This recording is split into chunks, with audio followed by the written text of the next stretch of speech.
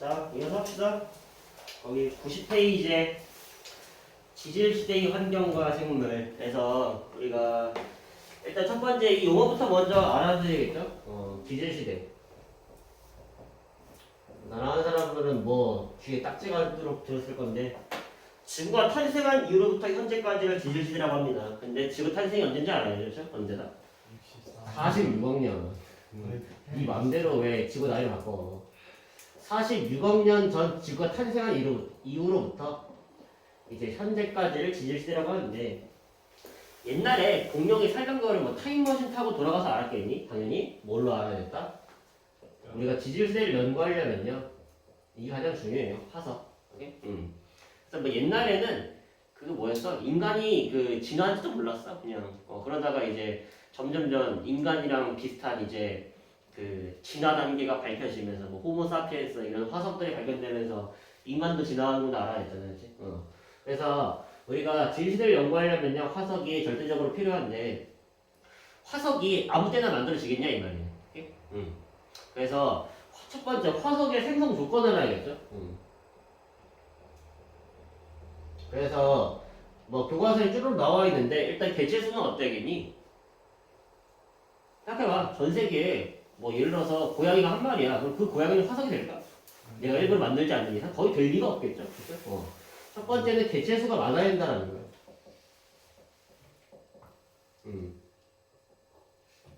그 다음에 해파리 같은 애들 있죠. 해면동물. 그래서 화석 잘 될까? 안 되겠죠. 그렇죠? 왜냐면 딱딱한 뼈나 껍데기 같은 게 없잖아요. 그렇지? 그래서 뼈나 단단한 이제 껍데기 같은 게 있어야지 잘 만들어질 수가 있겠죠. 그렇죠? 자, 그리고 나서 또 이게 보통 일반적으로 우리가 시체가 만들어진다라고 해도 걔네가 공기 중에 놓아지면요 세균이나 뭐 곰팡이 같은 게 여기서 분해가 되겠지. 일반적으로는. 그렇지?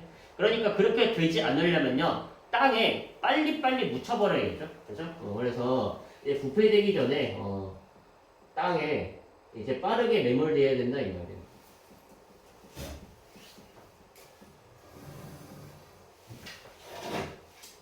그리고요 일단 가장 기본적으로 화석이 되려면요 뭘 받아야 되냐면요 화석화 작용을 받아야 돼요. 이래야지 이제 화석이 만들어집니다. 근데 이 화석화 작용이라고 하는 게 뭔지는 이제부터 알아두셔야 될 것 같아요.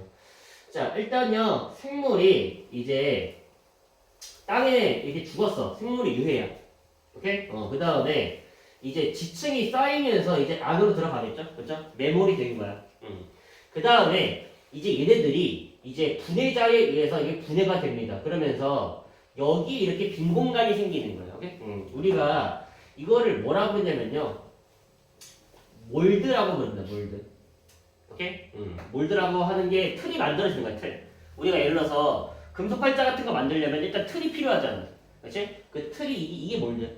그 다음에 이제 여기에 뭐 규질 물질이라든가 아니면 산화철이라든가 뭐 이런 이제 광물이 들어와서 이 부분을 채워주는 거예요.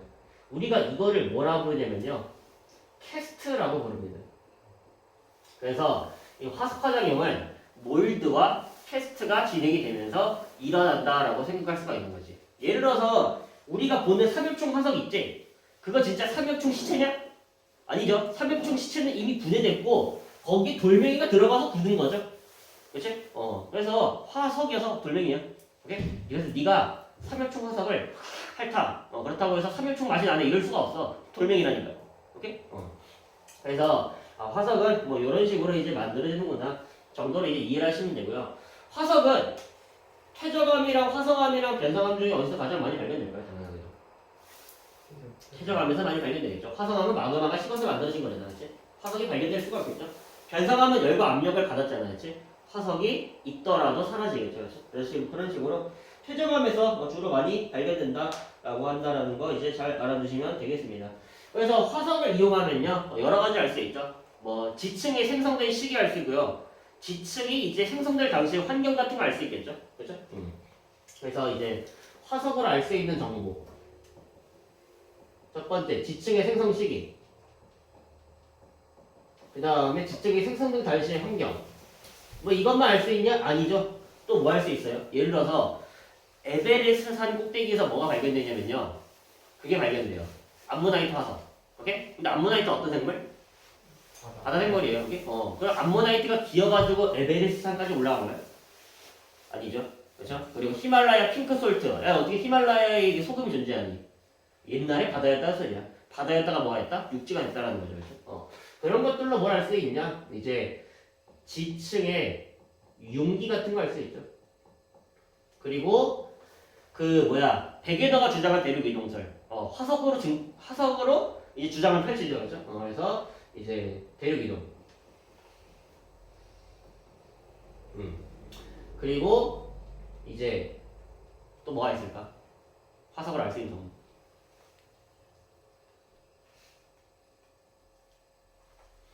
행성 수익 알 수 있어. 환경 알 수 있어. 지층 융기 알 수 있어. 대륙 이동 알 수 있어. 또 뭐?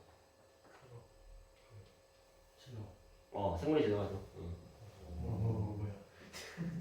그래서 우리가 지층을 보시면요.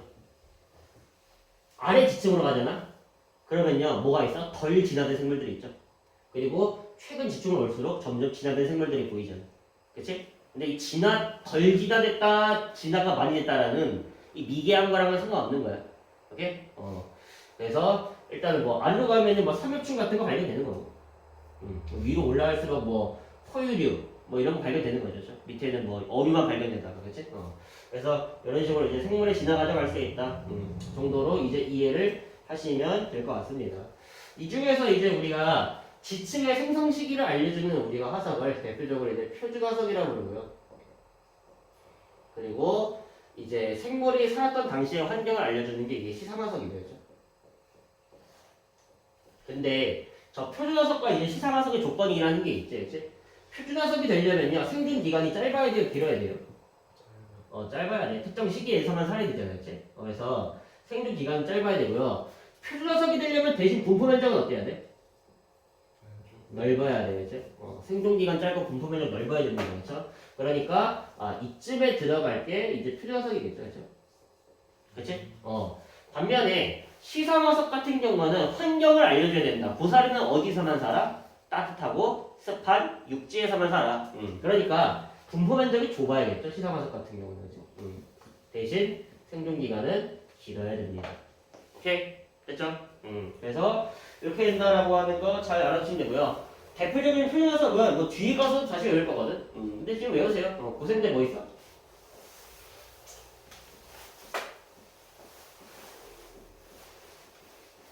고생대 표준화석 외우세요. 고생대 표준화석 3, 가, 방, 필 삼각방필 필은 필성이에요.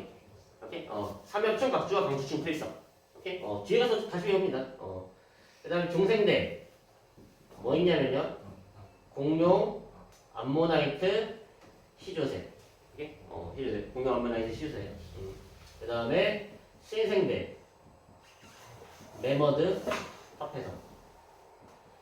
오케이? 매머드 합해서.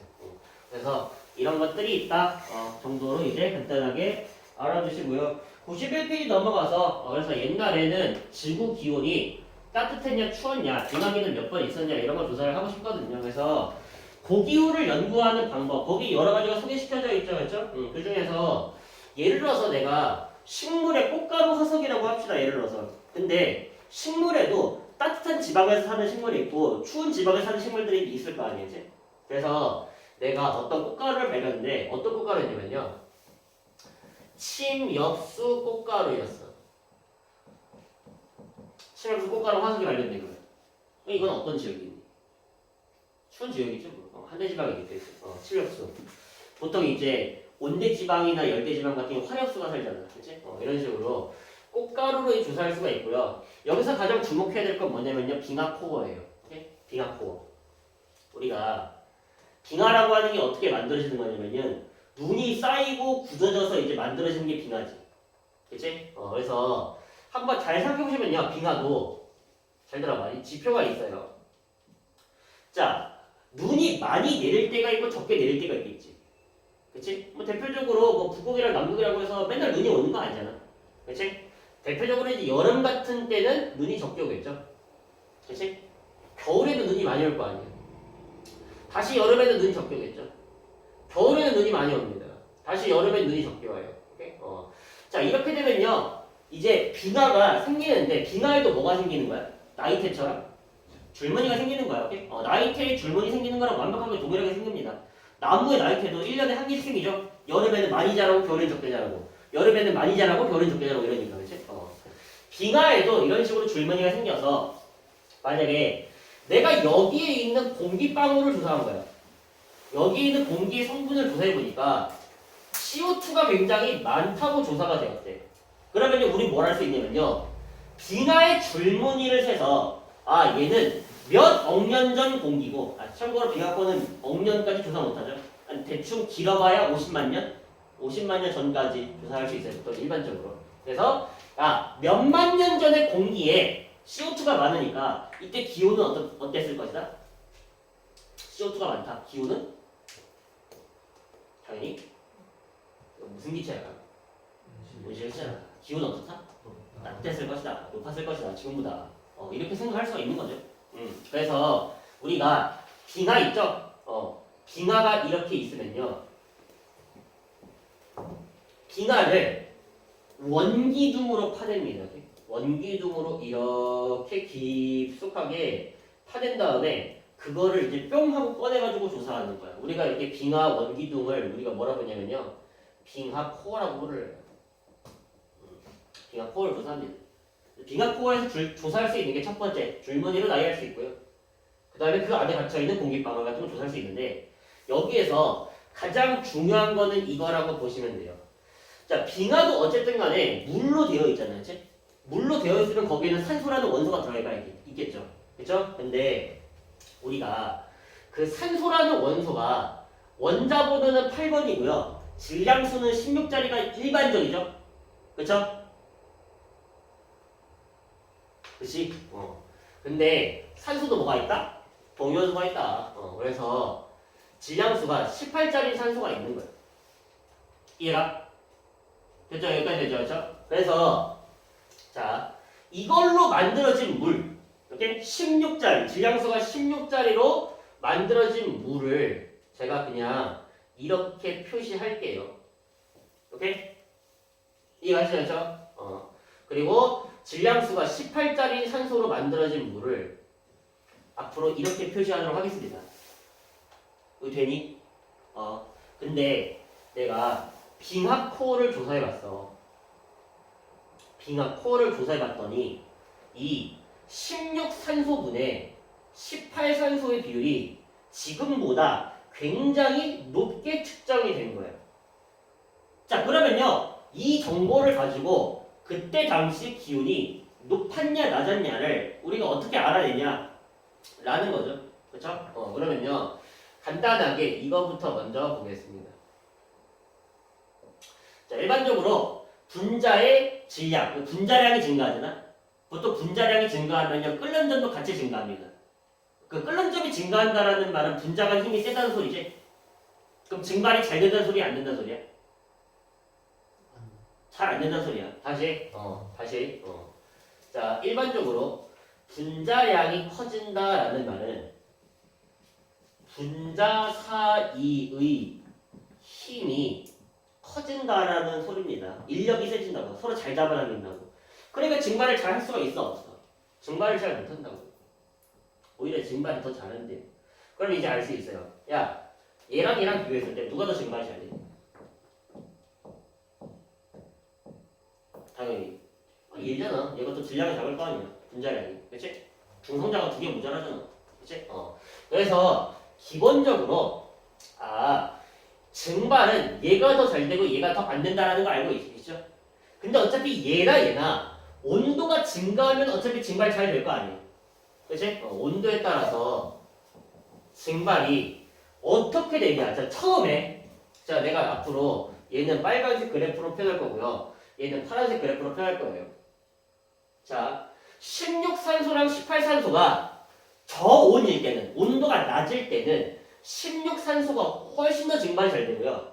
18산소는 그것보다 훨씬 증발이 안 돼요. 근데 온도가 점점점 높아지잖아? 그러면요. 걔네의 증발량이 별 차이가 없어지게 됩니다. 별 차이가 없어지게 돼. 이해가 무슨 말인지? 그 간격이 점점 좁아진다고. 얘가 증발하는 거야, 얘가 증발하는 거나 온도가 증가하게 되면은 거기서 거기가 된다고. 여기까지 돼? 되죠?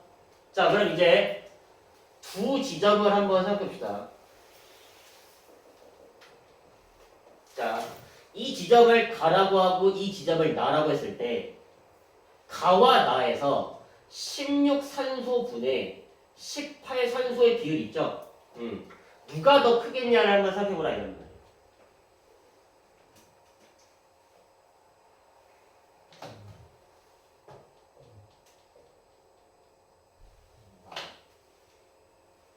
나죠? 그쵸? 봐봐. 16분의 18. 16분의 18. 그치? 얘는 분모가 큰데 분자가 엄청 작잖아. 근데 얘는 분모랑 분자랑 별 차이가 없잖아. 1에 가까워지는 거지. 그치? 그러므로 16산소분의 18산소는 이렇게 된다고요. 얘가 무슨 말이냐면요. 빙하코어에 16산소분의 18산소가 많다라는 말이 뭐냐면요. 기온이 높다라는 거야. 이걸 의미하는 거야. 더 정확하게는 이래요. 더 정확하게는 온도가 높을수록 얘가 증발이 점점점 잘 일어나는 거지. 그치? 그래서 이거를 한번 그림으로 표현해보면 이렇게 될 거예요. 잘 들어봐. 자, 온도가 높아졌어. 온도가 높아지니까 증발이 잘 일어나면서 16산소분의 18산소의 비율이 대기 중에서 증가하는 거죠. 여기에서 증가하는 거잖아. 그치? 그럼 반대로 여기서는 뭐해? 여기 뭐가 돼? 어떻게 돼? 16산소분의 18산소의 비율이 여기는 오히려 감소하게 된 거죠. 감소. 그치? 오히려 반대죠. 여기가 지금까지 감소해야지. 일정이 되니까 합쳐서. 그치? 근데 빙하라고 하는 건 어떻게 만들어진다고? 빙하라고 하는 것은 대기 중에 있는 수증기가 눈으로 내리면서 만들어지는 거잖아. 그치? 그러니까 여기에 있던 수증기가 눈으로 내리면서 빙하가 만들어지니까 당연히 빙하에 들어있는 16산소분의 18산소의 비율이 크다라는 말은 온도가 높다라는 말이에요. 그럼 반대로 생각해보시면요. 자, 여기에도 뭐 조개나 산호 같은 해양 생물이 있겠죠? 대표적으로 조개라고 할까요? 조개. 자, 조개가 껍데기를 만들죠? 자, 온도가 높아지면요. 조개 껍데기 속에 들어있는 16산소분의 18산소의 비율은 오히려 어떻게 돼? 오히려 반대야. 줄어들어. 이것 때문에 이해 안 가? 이해 안 가? 16산소가 들어있는 물의 증발은 처음엔 잘 되는데 점점점 온도가 높아질수록 18산소가 포함된 물에 따라 살핀다고. 그럼 16산소분의 18산소, 16산소분의 18산소를 조사해보라고.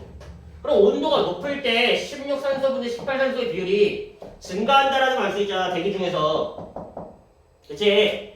대기 중에 있는 수증기가 응결돼가지고 만들어진 게 눈이잖아. 빙하에 들어있는 이게 높다라는 말은요. 온도가 높다라는 말이고 반대로 온도가 높으면요. 해양 생물들의 16산소분의 18산소의 비율은 줄어들어야 된다고. 반대야. 얘는 대기고 얘는 해양이잖아.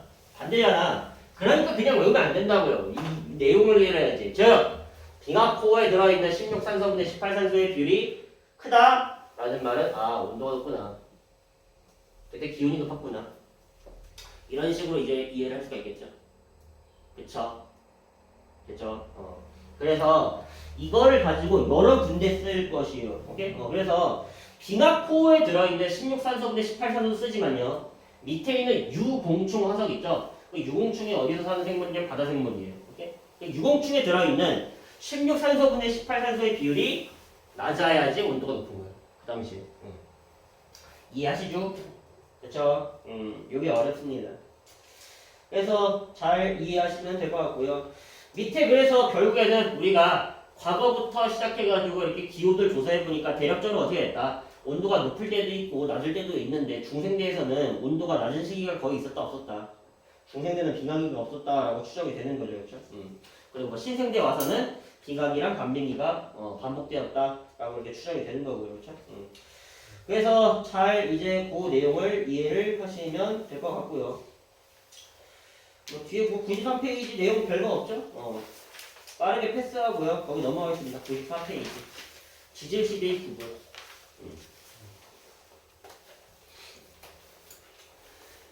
자, 간단하게 얘기하자면요. 우리가 지질시대 같은 경우는요. 통합과학에서는 선캄브리아 시대, 고생대, 중생대, 신생대로만 나눴죠. 그쵸? 근데 지구과학 원에서는요. 그거를 조금 더 자세하게 나누는데 보통 시험은 잘 출제를 안 합니다. 왜? 너네가 암기를 잘했는지 못했는지 보는 게 목적이 아니거든. 그러므로 보통 거기 나와 있는 뭐 캄브리아기, 오르도비스기 이런 거 잘 물어보지도 않아요. 근데 역대 본 적이 없어. 시험 문제에서. 뭐 특히나 수능은 말할 것도 없고. 근데 뭐 혹시라도 불안하면 외우시는 거고요. 뭐 나도 뭐 보다 보니까 외워진 케이스고. 나 그거 외우려고 애쓰지 않았어. 니네도 그래야 돼. 그냥 보다 보니까 어느샌가 외워져 있네. 이런 느낌. 자, 근데 어쨌든 간에 자 지질 시대를 나눌 건데요. 나누는 기준이 있겠죠.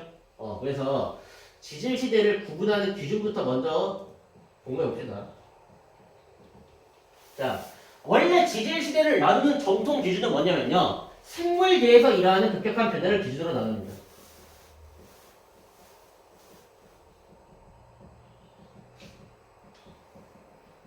자, 이 생물계의 급격한 변화라고 하는 것은요.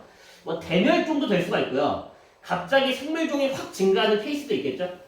그렇죠? 그래서 생물계에서 나타나는 급격한 변화로 지질시대를 나누는데 생물계에서 급격한 변화가 일어났으면은 당연히 뭐에도 변화가 일어났겠다? 당연히 생물계에 급격한 변화가 일어났어. 뭐에도 변화가 일어났어, 당연히. 화석에도 변화가 일어났겠죠. 그러니까 지질시대를 구분할 때 뭘 쓴다? 당연히 화석을 쓴다고. 오케이? 근데 지질시대를 나누는데 시사화석 쓰겠니? 고사리 같은 걸 나누겠니? 걔네들은 고생 때부터 살았는데. 아니죠. 보통 표준화석을 쓰겠죠. 그렇죠? 그리고요. 이제 급격한 지각 변동을 기준으로 나누기도 합니다.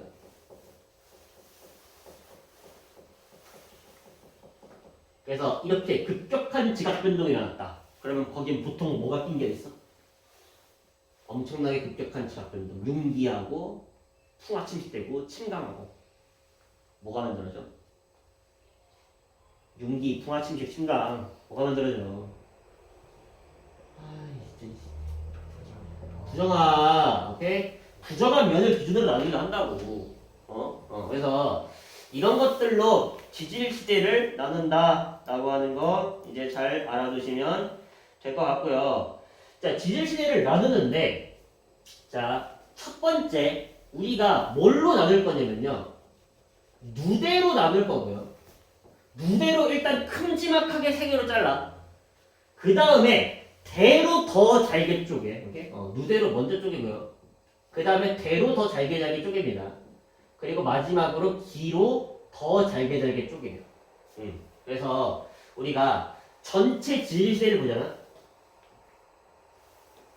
전체 지질시대를 보시면요. 아래를 보통 이제 과거로 하고 위를 현재로 할게요. 일반적으로. 그렇죠? 그래서 지질시대를 크게 세 가지의 누대로 나누게 됩니다. 그래서 과거부터 시작해서 이제 시생누대. 오케이? 시생누대. 그 다음에 원생누대. 그리고 마지막으로 현생누대. 이게 총 세 가지의 누대로 나누게 돼요. 오케이? 되죠? 그렇죠? 그래서 시생누대, 원생누대, 현생누대 이렇게 나온다는 거 알고 계시고요. 참고로 이 시생누대랑 원생누대 같은 경우는요. 화석이 거의 발견되지 않는 시기입니다. 화석이 거의 없어요. 그리고 현생누대 같은 경우는요. 화석이 엄청나게 많이 발견이 돼요. 이때부터 이제 생물이 급격하게 증가했다는 소리죠. 그래서 우리가 이 원생누대랑 시생누대를 합쳐가지고 뭐라고 부르냐면요. 이거를요. 선캄브리아 시대라 부르는 거예요. 그래서 선캄브리아 대라고 부르시면 안 됩니다. 시대라 불러도 돼요. 왜요? 그 누대 두 개를 합쳐서 부르는 말이거든. 누대 두 개 합쳐서 시대라고 부르는 거예요. 오케이? 그래서 우리가 요런 걸 이제 선캄브리아 시대라고 부른다라고 하시면 되고요. 얘네들을 뭘로 자른다? 대로 한 번 더 잘라요. 그죠? 근데 시생누대랑 원생누대의 대는 중요하지 않고요. 현생누대를 세 개의 대로 자릅니다. 오케이? 그래서 어떻게 자른다? 첫 번째 고생대, 그 다음에 중생대, 그 다음에 신생대, 이렇게 총 세 개의 대로 자르는 거죠. 그리고 마지막을 이걸 뭘로 자른다? 기로 자릅니다. 그래서 고생대부터 시작하자면요. 이제 고생대의 처음 기가 뭐냐면요. 캄브리아기예요. 그리고 선캄브리아 시대가 왜 선캄브리아 시대냐면요. 캄브리아기의 선, 먼저 선이죠. 한자어로 그렇죠. 그래서 캄브리아기의 앞선식이다 라고 해서 선 캄브리아 시대라고 부르는 거고요. 캄브리아기, 그 다음에 오르도비스기, 그 다음에 실루리아기, 데본기, 그리고 석탄기, 페름기, 이렇게 고생대를 총 6가지의 기로 나눠요. 오케이? 그리고 중생대는 이제 트지백, 트라이아스기, 그 다음에 쥐라기, 쥐라기 뭐라고 쓴 거야? 쥐라기, 백악기. 오케이? 이렇게 세 가지로 나누고요. 그 다음에 신생대 같은 경우는 이제 팔레오기, 네오기, 제사기. 이렇게 총 이렇게 기로 나눈다. 그냥 그 정도만 아시면 돼요. 이걸 지금부터 뭐 열심히 외울 필요 없고요. 어느샌가 외워져 있으니까. 그래서 이런 식으로 기로 나눌 수 있구나. 정도. 그 절대로 이딴 말 안 나옵니다. 오케이? 예를 들어서 그 파충류가 그 고생대에 출현하고 중생대에 번성한 거지. 그죠? 그래서 파충류가 출현한 시기가 페름기니 석탄기니 이런 걸 물어보지 않는다고요. 오케이? 그냥 파충류가 고생대에 출현한 거예요. 딱 거기까지만 물어봐. 절대 세부적으로 안 물어봅니다. 그래서 그렇다라고 하는 거 이제 잘 알아두시면 되고요. 94페이지에 자 시생누대부터 먼저 보시면요. 선캄브리아의 시생누대부터 먼저 보시면요. 이때 뭐가 탄생했냐면요. 최초의 생물이 탄생합니다. 최초의 생물이 탄생하는데 그 최초의 생물은요. 어떤 특징을 가지고 있냐면요. 첫 번째, 단세포 생물이겠니? 다세포 생물이겠니? 일단 세포 하나짜리일까? 세포 여러 개일까? 당연히 최초의 생물이니까 세포 한 개짜리겠죠? 단세포 생물. 그치? 스스로 영양분을 만들까? 아니면 영양분을 먹고 살까? 그럴 것 같죠? 아닙니다. 만들어진 영양분을 먹고 살아요. 그때 식물도 없었는데 어떻게 영양분 만들어요? 만들어진 게 있었어. 살짝. 그래서 그런 애들을 뭐라 그러냐면요. 영양분을 스스로 만들어지 못한다. 영양분을 스스로 만드는 생물들을 독립 영양생물이라고 부르는데 영양분을 스스로 만들어내지 못해서 먹는 애들을 뭐라 그러냐면요. 종속 영양생물이라고 부릅니다.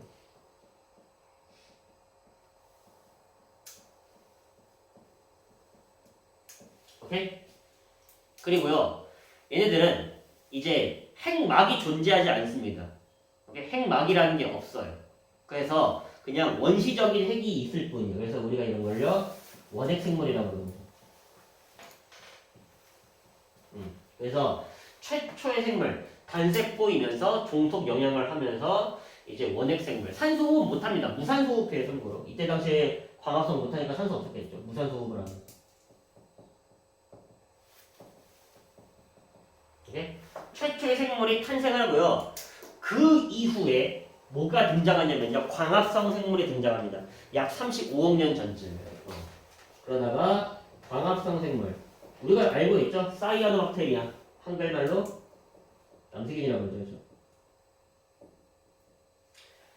그래서 이제 남세균이 출현한 이후로 지구의 산소 농도는 점점점 높아지기 시작합니다. 그러다가 이제 산소로 호흡하는 생물들이 점차 등장하는 거죠. 그렇죠? 그리고 이제 원생 무대로 와가지고 이제 누가 등장하냐? 이제 이때 최초의 다세포 생물들이 이때 등장해요. 다세포 생물들은 원생 무대. 대표적으로 그런 거 있죠? 에디아카르 동물군 이런 애들 있잖아요. 그런 애들이 원생 무대에 등장했다 정도로 이제 알아두시면 되겠네요. 자, 그리고 이제 95페이지가 넘어가서 고생대 5.4학년부터 이제 2.5학년 정도까지라고 했죠. 그래서 이 고생대 같은 경우는요 몇 가지 특징이 있는데 일단 고생대 말에 판계가 만들어지면서 이 고생대 말 페른기 있죠? 여기서 뭐가 일어난다? 여기 대멸종이 일어난다. 엄청난 대멸종이죠. 오케이? 페른기 말에. 자, 그리고 이제 생물들. 오케이? 이제 이 고생대는요 뭐가 번성을 했는지 뭐가 출현을 했는지 이해를 하셔야 되는데 일단은 대표적으로 이제 어류가 번성을 하는 시기입니다. 어류 번성. 오케이? 그리고 이때 한 실루리아기 이쯤 그 고생대한 중반쯤에 뭐가 만들어지냐면요 오존층이 만들어지게 돼요. 그러면서 육상생물로 이제 가는 거죠. 그렇죠? 그래서 어류가 발이 달리죠. 발 달린 물고기. 여기 우리 조상님 뭐야? 아칸토스테가가 등장합니다. 그래. 코노돈트 이런 애들이지. 자, 그러면서 이제 양서류로 도약을 하는 거죠. 그렇죠? 양서류가 이제 출현을 하고 번성을 합니다. 고생대. 그리고 이때 육상으로 식물이 진출하면서 양치 식물이 엄청나게 번성을 이루어요. 그래서 그 양치 식물이 언제 다 뒤졌다? 이 석탄기 때 다 뒤져버렸다. 그래가지고 우리가 그 양치 식물이 석탄으로 바뀌었기 때문에 그 시기를 우리가 석탄기라고 부르는 거예요. 양치 식물 번성. 그리고 이때 파충류가 출현을 합니다. 출현과 번성 구분하세요 여기. 참고로 어류 출현, 어류 번성이에요. 이때 어류가 출현했고 어류가 번성한 거예요. 양서류가 출현했고 양서류가 번성한 겁니다. 파충류는 출현하기만 했지 아직까지 그렇게 번성하지 못했던 시기다 정도로 알아두시면 되겠습니다. 아까 말했듯이 오존층 이때 생성되었다라는 거 잘 알아두시고요. 최초 육상생물은 언제? 고생대 중반쯤에 출현하였다. 알아두시면 되겠습니다.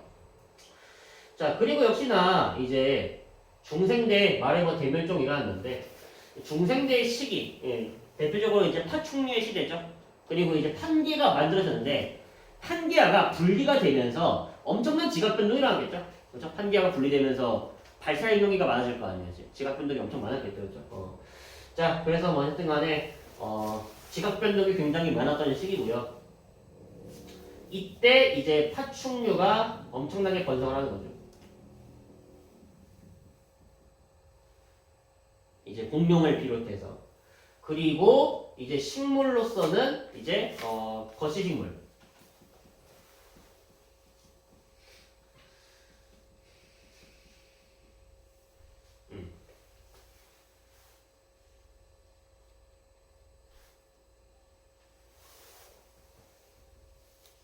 그리고 이제 이 중생대 말기쯤에 포유류, 우리 조상님 있죠? 포유류가 출현을 했다. 하지만 이때까지만 해도 아직 공룡이 지배하는 시기라서 이 몸집이 작은 포유류들은 거의 이제 거의 생존만 겨우겨우 이제 하는 그런 거였죠. 그리고 이제 대멸종을 겪고 난 다음에 공룡 다 죽고 이제 신생대로 넘어와서 이제 이때서야 드디어 이제 포유류가 번성하기 시작하는 거죠. 그리고 식물은 이제 속시식물이 많이 번성을 하게 됩니다. 그래서 이런 특징을 가지고 있다라는 거 잘 정리하시면 되고요. 대표적인 표류 녀석이랑 같이 연관지어서 외우세요. 아까도 말했지만 이때 갑주어, 그 다음에 삼엽충, 필석, 방추충 이런 게 있죠. 그쵸? 근데 그 고생대에 보시면요. 삼엽충은 캄브리아 시기부터 끝까지 이제 있었고요. 이제 페르기말 대멸종까지 이제 함께 있었고 갑주어랑 필석이 먼저고요. 방추충이 나중이죠. 그죠? 그 정도는 알아두세요. 갑주어랑 필석이 먼저고요. 방추층이 나중입니다. 오케이? 알아두세요. 그리고 중생제 같은 경우는 아까 전에 아까 말했듯이 공룡과 암모나이트 그리고 이제 쥐라기에서만 살았던 이제 시조새가 있는데 이 시조새 같은 경우는 특징이 뭐냐면요. 이제 그 공룡의 특징, 파충류의 특징과 그 다음에 새의 특징을 같이 가지고 있어요. 대표적으로 이제 뭐라고 해야 되지? 새는 부리가 있지 이빨이 있지 않잖아. 그치? 하지만 시조새는 이빨을 가지고 있죠. 공룡은 비늘이 있지 깃털이 있지 않잖아. 그치? 근데 시조새는 깃털을 가지고 있죠. 이런 식으로 공룡과 이제 새의 중간 단계를 보여주는 화석이고요. 이게 발견되면서 이제 새의 조상님이 공룡이 아닐까? 라는 생각을 점차 사람들이 갖기 시작하는 거죠. 그쵸? 새의 공룡이 조상님인지 뭐 그 당시 알았겠니? 화석 발견된 이후부터 이제 알았겠죠. 이제. 자, 그래서 이제 표준화석 잘 알아두세요. 공룡, 암모나이트, 시조새. 자, 그리고 이제 이때 멤머드와 합해석이 번성하는 거죠. 그쵸? 표준화석은. 그리고 뭐 표준화석이 아니더라도요. 이제 그 고생대 같은 경우는요. 그 완종류, 보통 조개라고 하죠. 그런 애들도 굉장히 많이 번성했는데 지금까지 살아남고 있다. 라는 겁니다. 자, 그래서 96페이지 맨 마지막에 이제 질시대의 대멸종, 총 5번의 대멸종이 일어나는데요. 언제 일어나냐면요. 외우세요, 그냥. 5대 페트병 100개. 5대 페트병 100개. 오르도비스기 말에, 그 다음에 대본기 말에, 그 다음 페름기 말, 그 다음에 트라이아스기 말, 그 다음 백악기 말. 이렇게 총 5번의 대멸종이 일어났다. 라고 하시면 되겠네요. 대멸종이 일어나도 생물은 잠깐 감소하지만 결국엔 뭐한다? 진화하면서 생물 다양성은 증가한다. 자, 그러면요. 다음 주에 보겠습니다.